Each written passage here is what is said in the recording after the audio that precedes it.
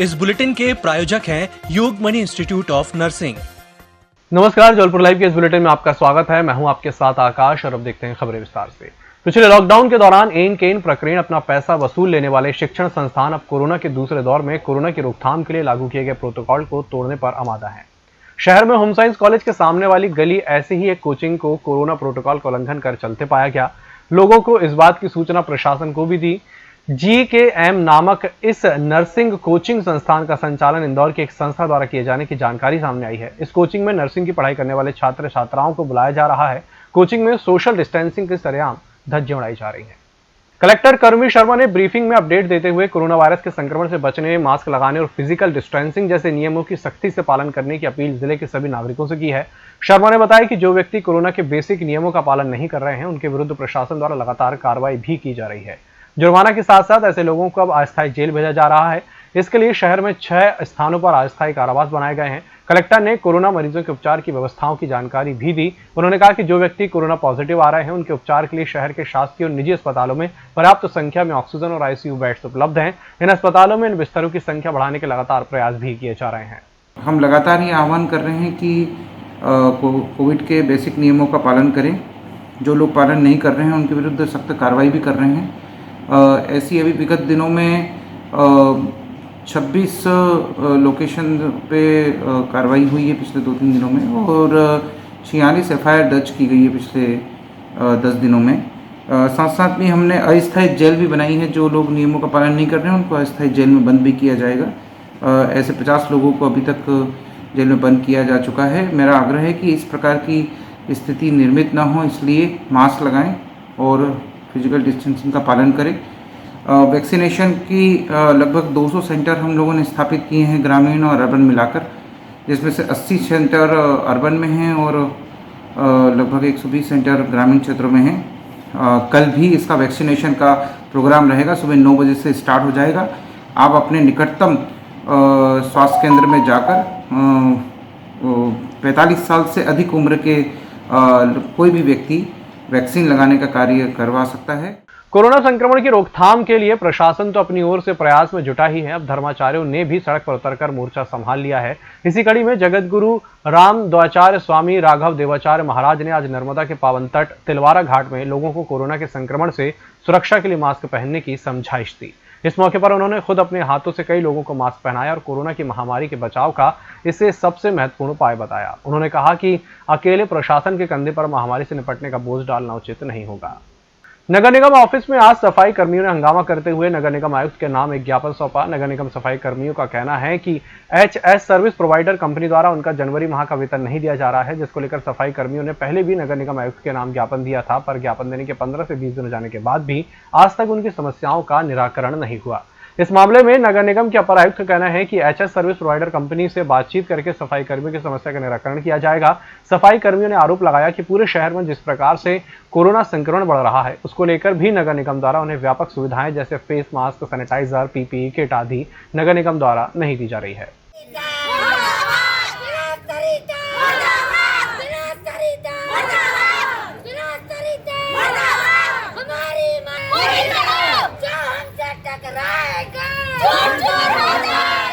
Corona काल चल रहा है, ना हम लोगों को क्या बोलते से वेतन दिया जा रहा है, ना हम लोगों को किट वगैरह मिल रही है। इनकी जिम्मेदारी कौन लेगा? हम लोगों की छोटे छोटे बच्चे हैंगे, हैं, हम लोग क्या करेंगे? हम लोगों को भी कुछ सुरक्षा चाहिएगा। इतनी गंदगी में हम लोग काम करते हैंगे। हम आए हैं इस मांग के लिए, आए नगर निगम में आएंगे कि हमारा वेतन 1 माह का दिया जाए और किस रेट से पैसा देते हैं ये भी हमको बताया जाए। पूर्व में जो ठेका चला रहे थे विनोद सविता HS फर्म के, उन्होंने 1 महीने का वेतन जो है रोक करके रखा हुआ है जनवरी माह का, और उसमें वो वेतन देने के लिए लेबर को भटका रहे हैं और आश्वासित करते रहते हैं कि अगले महीने कर देंगे या 2 दिन बाद कर देंगे, 4 दिन बाद कर देंगे। इससे हमारी लेबर जो है बहुत ज़्यादा परेशान है और 205 रुपये पे उनसे काम कराया जाता था, जबकि 268 रुपये वेतन प्रतिदिन का सफाई कर्मचारियों का निर्धारित किया गया है नगर निगम के माध्यम से। और मैंने अभी जो अपर आयुक्त से मेरी जो चर्चा हुई है, उन्होंने आश्वासित किया है कि अभी जो ठेकेदारों द्वारा जो वेतन में कमी जो है कम वेतन दे करके काम कराया जा रहा है, उसमें वो ध्यान दे करके उसमें सुधार करने का काम करेंगे। इस बुलेटिन में चला छोटे से ब्रेक का, जल्द हाजिर होंगे। Yogmani institute of nursing, Jamdar hospital, Jabalpur. Nursing के क्षेत्र में करियर बनाने का सुनहरा अवसर। प्रवेश प्रारंभ BSc nursing, post basic BSc nursing, GNM. पता 198/2 Raigwa, ward number 72, Arihant warehouse के पीछे, पाटन बाईपास चौक के पास, जबलपुर। ब्रेक के बाद एक बार फिर से आपका स्वागत है। बढ़ते हैं अगली खबर की ओर। कोरोना गाइडलाइन का उल्लंघन करने वालों पर प्रशासन ने बड़ी कार्रवाई की है। बिना मास्क पहने सार्वजनिक स्थानों पर घूम रहे 15 से अधिक लोगों को लाल स्कूल सदर स्थित अस्थायी जेल भेजा गया। एसडीएम रांझी दिव्यावस्थी के नेतृत्व में गोरा बाजार क्षेत्र में पुलिस के सहयोग से की गई ये कार्रवाई है। गौरतलब है कि प्रशासन कोरोना के बढ़ते संक्रमण की रोकथाम के लिए लगातार लोगों से अपील कर रहा है कि वे मास्क पहने और सार्वजनिक स्थान पर 2 गज की दूरी बनाए रखें। पर शहर में एक वर्ग ऐसा है जो हठधर्मिता पर उतारू है। प्रशासन अब ऐसे लोगों को खुली जेल में बंद कर रहा है। निजीकरण के विरोध में Madhya Pradesh united forum for power employees and engineers के बैनर तले विरोध प्रदर्शन हुआ। अधिकारी और कर्मचारी दफ्तर तो आए लेकिन काम नहीं किया। ये विरोध का तरीका था जो फोरम के आह्वान पर अधिकारियों और कर्मचारियों ने अपनाया। इसके पश्चात प्रतिनिधिमंडल ने कंपनी प्रबंधन के नाम ज्ञापन भी दिया। इस दौरान फोरम ने विभिन्न मांगों को पूरा करने की मांग रखी। लोको पायलट और सहायक लोको पायलट की ड्यूटी पर अपने साथ लाइन बॉक्स ले जाने पड़ते थे, जिसमें ड्यूटी के दौरान काम आने वाले उपकरण, हरी और लाल झंडियां, रोड मैप पुस्तिका, GS&R और एक्सीडेंट पुस्तिका उसमें रखी रहती थी। ये लाइन बॉक्स इतना भारी होता था कि उसे लाने ले जाने में पायलट को मुश्किल होती थी। अधिकतर जंक्शन स्टेशनों पर आने वाले क्रू और जाने वाले क्रू के लाइन बॉक्स उतारने और चढ़ाने के लिए रेलवे का बहुत मेन पावर खर्च होता था, समय भी खर्च होता था। लेकिन अब पश्चिम मध्य रेलवे ने एक कॉमन लाइन बॉक्स का निर्माण कर उसे प्रचलन में लाया है। ये लाइन बॉक्स इंजन में हमेशा रखा रहता है, जिसमें ड्यूटी के दौरान क्रू के सदस्यों को उपयोग होने वाले आवश्यक उपकरण और सामग्री रखी रहती है। जिला अदालत में अब सुबह 11 से शाम 5 बजे तक सभी न्यायाधीश सीमित सुनवाई करेंगे। इस संबंध में जिला और सत्र न्यायाधीश ने आदेश जारी कर दिए हैं। गौरतलब है कि पूर्व में जिला अदालत में जिला न्यायाधीश और अपर सत्र न्यायाधीशों द्वारा सुबह 11 से दोपहर 2 बजे तक और व्यवहार न्यायाधीश और JMFC द्वारा दोपहर 2 से शाम 5 बजे तक 2 शिफ्टों में सुनवाई करने का आदेश जारी किया गया था।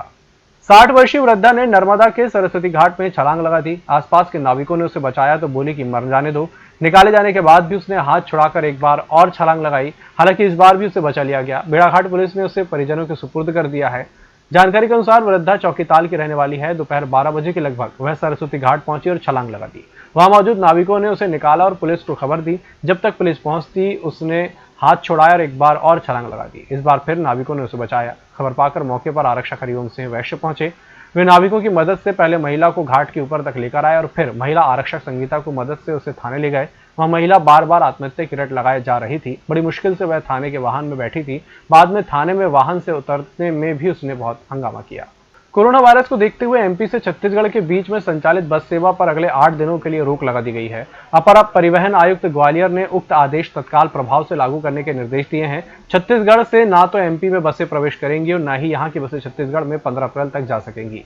जानकारी के अनुसार प्रदेश में जबलपुर, सिंगरौली, सीधी, अनूपपुर, डिंडोरी, मंडला, बालाघाट, छिंदवाड़ा, उमरिया, शहडोल, कटनी, रीवा, सतना, सिंगरौली आदि जिलों से छत्तीसगढ़ राज्य के लिए 100 के लगभग बसें संचालित होती हैं। रायपुर, बिलासपुर, दुर्ग, कोरबा, भिलाई के लिए बसों का संचालन होता है। दोनों राज्यों के बीच में रोज लगभग 8 से 10 हजार लोग यात्रा करते हैं। अपर परिवहन आयुक्त ने सभी क्षेत्रीय परिवहन अधिकारी, ARTO, चेक पोस्ट प्रभारी, SP, कलेक्टर को आदेश का पालन कराने के निर्देश दिए हैं। जबलपुर से रायपुर के लिए संचालित 7 बसों का परिवहन RTO संतोष पॉल ने ISBT पहुंचकर रुकवा दिया। इस बुलेटिन में फिलहाल इतना ही। इसी के साथ मुझे दीजिए इजाजत। नमस्कार।